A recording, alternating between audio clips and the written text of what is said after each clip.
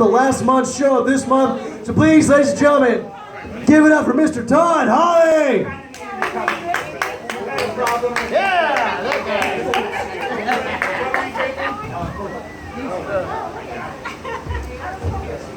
Sorry about that. You're big. Again, some people are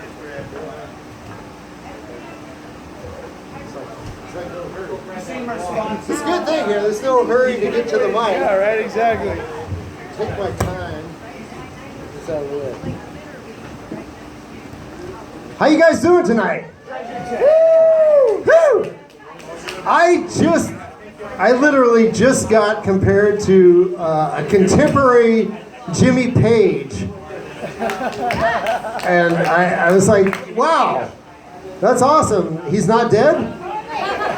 Because that's great, because the last celebrity I got compared to was Rutger Hauer, and it was right after he died. Somebody said, it was like, wow, you look like Rutger Hauer, and I was like,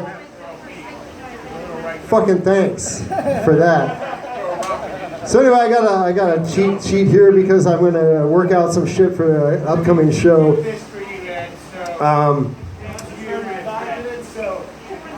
My coworker wasn't able to make the innuendo seminar, so I had to fill her slot. Yeah, it's gonna be like that. I did go to a seminar recently on withholding orgasm, but nobody came. Yeah, I know.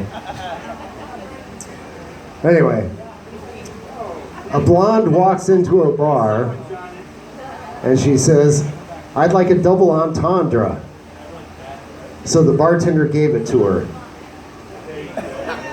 I know. Oh, what's with all these thinking jokes? Come on, give me something I don't have to think about, right? Okay, one more thinking joke, and I'll move on. Okay, a horse walks into a bar. All right, we've all heard this one. A horse walks into a bar, and the bartender says, "Hey, do you think you're an alcoholic? I mean, you keep showing up in all these jokes in bars." And the horse goes, "I don't think so." And he disappears. Poof, he's gone. And now this is only really a funny joke if you go back to philosophy class and you remember cogito ergo sum. I think, therefore I am. Right now, see, if I'd explained that first, that would be putting Descartes before the horse. Okay, enough of that shit. Anyway, I'm super glad to be here in Kona. I'm glad to be doing comedy again. The last show I did on the mainland was a benefit show. It was for a shelter. It was a place called Tempura House. It was for lightly battered women. Oh, God. Oh. No, they were fully battered. It's okay. They were fully abused. But I've been doing some work here in Kona with a group called Doctors Without Diplomas. Yeah, they really, no. Okay, so anyway, I'm in my 50s now, right? And I realized not too long ago that when your friend shows up for a comedy show and they just talk to another person, that's great.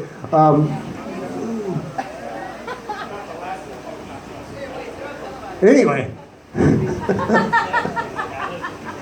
I realized that, I'm 50 plus, and I'm like, I've never had a woman ask me out on a date.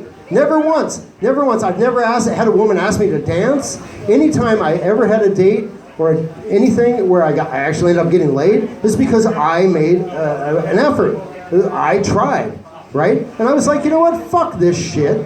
I've tried all my life, and I'm done. I'm tired of asking women out. I'm giving up. I give up, right? And as a consequence, I haven't been on a date in like 6 months. So I'm going to revise my, kind of thought process on that one because it's not working out really. But anyway, what the fuck? I'm not a bad-looking guy. I might be like a 6, maybe a 7 on a good day, but my 800 credit score says I'm a 9. Okay. Okay, and I'll tell you what, if you ever want to prevent identity theft, here's a tip from your Uncle Todd. A 350 credit score will take care of that. It will. I swear to God. Anyway, so I did actually have a date. Not too long ago, I was introduced by a friend, a mutual friend. Oh, good. And, you know, she was pretty, but not too pretty. I want to date somebody who's, like, super hot, right? I want to be better looking than me, right, but not stunning.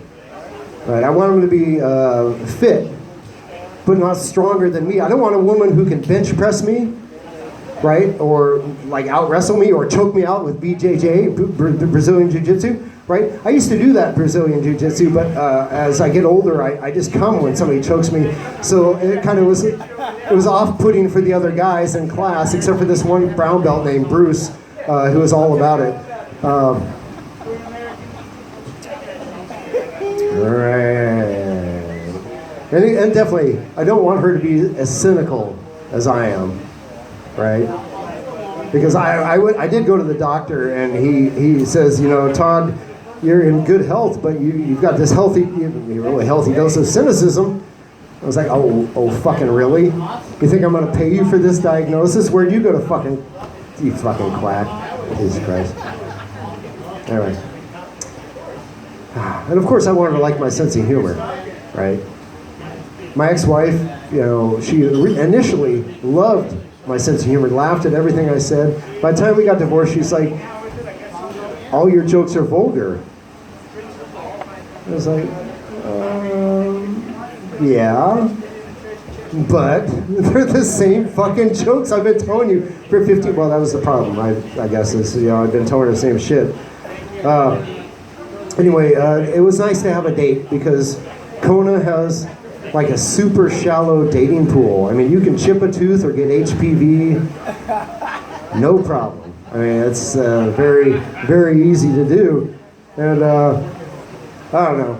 So we go out on this date, and she was really nice. And we ran into a couple of her exes, and they had nothing but nice things to say about her.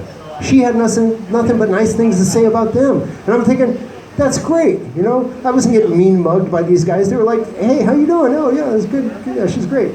I'm like, oh, this is fucking awesome. You ever been on a date and like they're just bagging on, they see their ex and they're like, that fucking loser. Can't believe I ever went out with that guy. And they dated him for like 6 years. And you're like, and you're on a date with me. What the fuck does that say about you? But it was nice. It was refreshing, right? Because, you know, when you're on a date and they won't stop bagging about their ex, and they're like, and then he fucked my mom because, you know, she likes anal, and she'll go ass to mouth, and, you know, I just don't do that.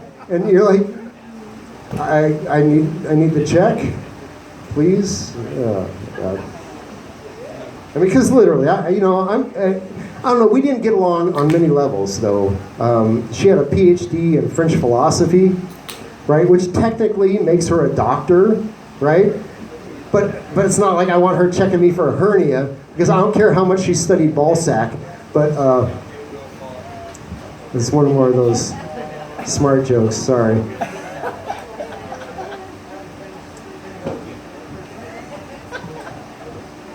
Because I'm a nice guy. I am. I'm a nice guy. I may only have a medium dick, but it smells like a foot.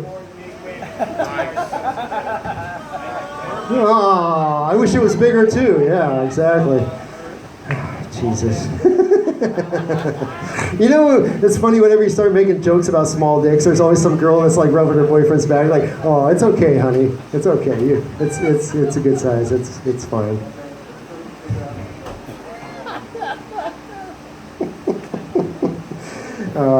You know, actually, I only know it smells like a foot because that's what my urologist said. And that's only because I was masturbating with a condom on before I got to her office, because she's kind of hot and I didn't want to spring wood, you know, while we were being examined, so I took care of business first. Right. But anyway, oh my God. That's got to switch around with that. Right.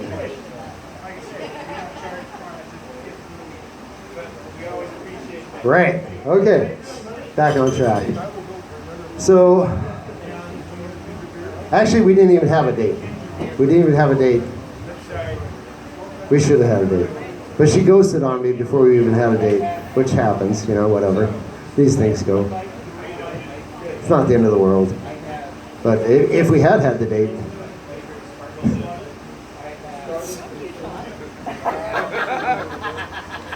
turns out she was non-orgasmic.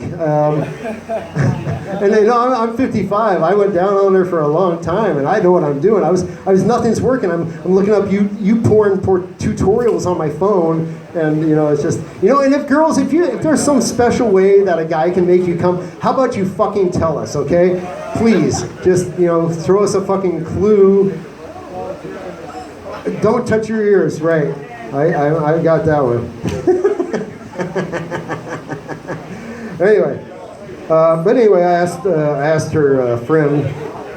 So what happened? And she goes, well, she said you were too nice. I don't know. Does that happen? Can you be too nice? Is that possible, ladies? You can be too nice. You can't be too nice. How about size? Does that matter? No, the size doesn't matter. Right? Oh, that's the first time I've heard that one. I mean, it can be too big, right? Yes, right. Like let's say my dick is snow and it's gonna close school, right? That's a little too big, which we don't have happen here. God damn it! Unless you live on top of Mauna Kea, whatever. Anyway, I went to the Oh, I already did that one. Never mind. So I was married for a long time, and I'm not now. My ex was bipolar, and that's not the threesome I wanted. The last threesome I had was with a couple I met in the front row at a comedy show I was doing. No pressure.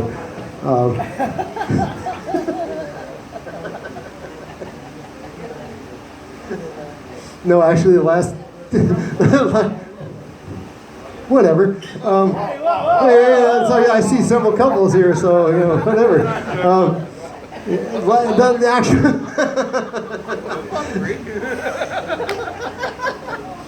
literally, the last threesome I had was with some twins I met on Tinder, and my buddy was like, "Wow, that's how do you tell them apart?" And I said, "Well, that's simple. Julie keeps her hair in a ponytail, and Derek has a mustache."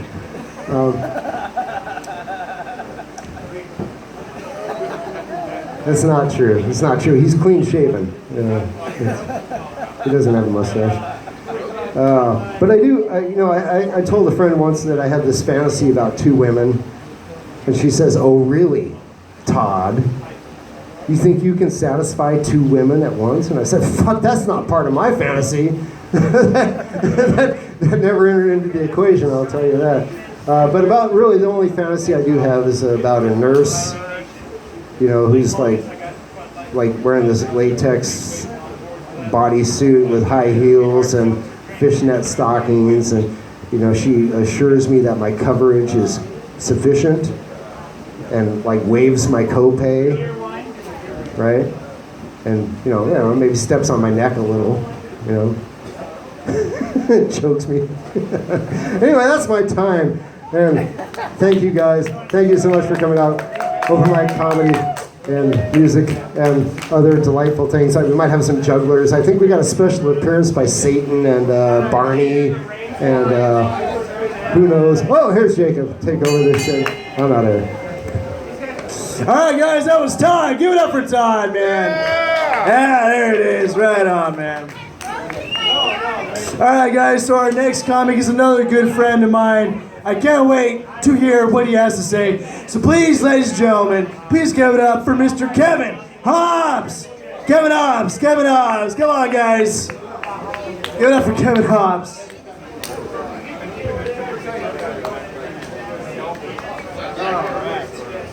God, I love open mic night. It's awesome. All right, guys, Kevin Hobbs.